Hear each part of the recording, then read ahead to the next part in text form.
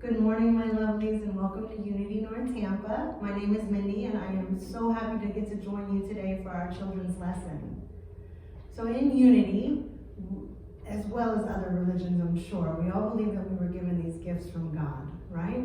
Well, for Unity, we have 12 of them, in particular, that we refer to as the 12 powers. And I do have an example of a picture up on our Facebook page where you can see a list of the 12 powers and where they correspond in our body.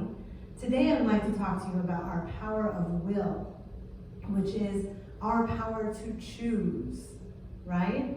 And I know that there are sometimes we feel like we have a lot of good choices, right? Oh, do I want vanilla ice cream or strawberry ice cream? Or am I gonna have that cake or that cake?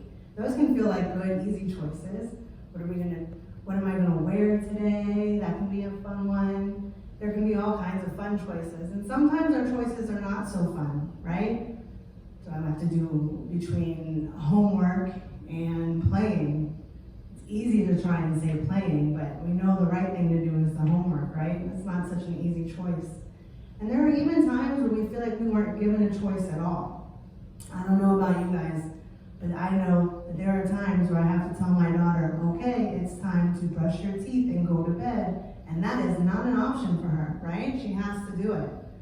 Well, I wanted to talk to you about the fact that even in those situations where it feels like we don't have a choice, we always have the greatest, most important choice that we can make, which is how we're gonna think about things, or what we're gonna think about, right?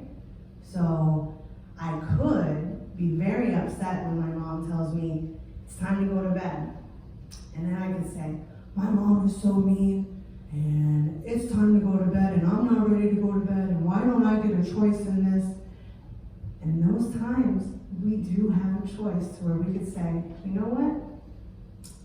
Maybe mom is telling me it's time to go to bed for a good reason.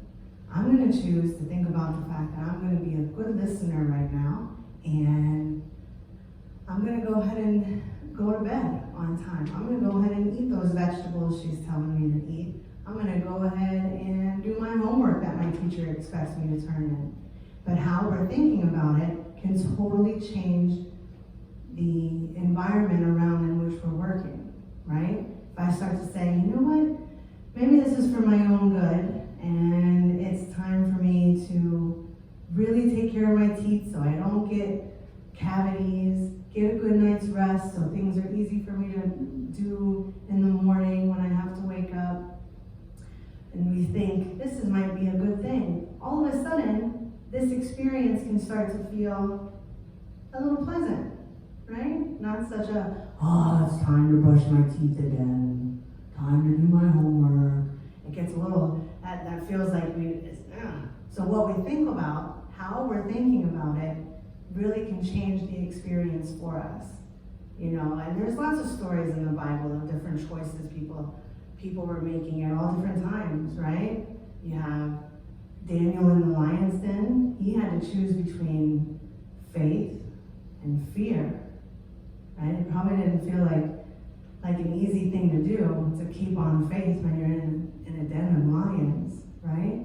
And even Jesus on the cross, he had to choose between forgiveness and love or anger. He probably didn't feel like he had much of a choice about whether or not he was up on the cross, but he did have a choice of how he was reacting to that, how he was thinking about it.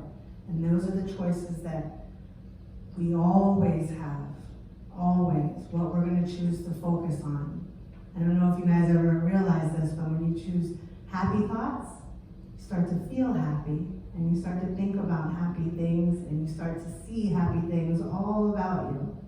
And other times when you feel like we're getting really angry and mad or sad, and we feel like things are against us, it starts to feel like everything we see is against us, right? Oh, another day of school. Oh, another day of homework. Oh, and it can start to really feel heavy. No good. I don't like it. I'm sure you don't either. So we get to use this wonderful gift of our free will to decide what we're going to choose to focus on and how we're going to think about things. And remember last week, about going inside for meditation, getting in touch with our inner self. That is a wonderful way to calm ourselves down, and then we can listen for that little inner voice that can help us, guide us in which choices to make, right? All of these things work together. It's really, really exciting. So one of the things we have for you activity-wise this week, we thought it might be a lot of fun for you to make a vision board. I don't know if you guys have ever made one before, but it is a wonderful way for you to get to choose which kinds of things you want to focus on, what kind of ideas you want to experience and think about, and we can post them up on a board, and you keep it in front of you, and it's a great reminder of what kind of choices you want to make and where you want to focus your thought at. All right, we do have an example for you up on our Facebook page at Unity North Tampa. So if you would love to enjoy that and do that experience, we would love to see what you guys come up with. You can always share some of your pictures with us. That would be wonderful. All right? Thank you so much for joining us this week. I'm going to take a moment and do our children's blessing. All right? Deep breath. We love you. We bless you. You are a perfect expression of God. Thank you.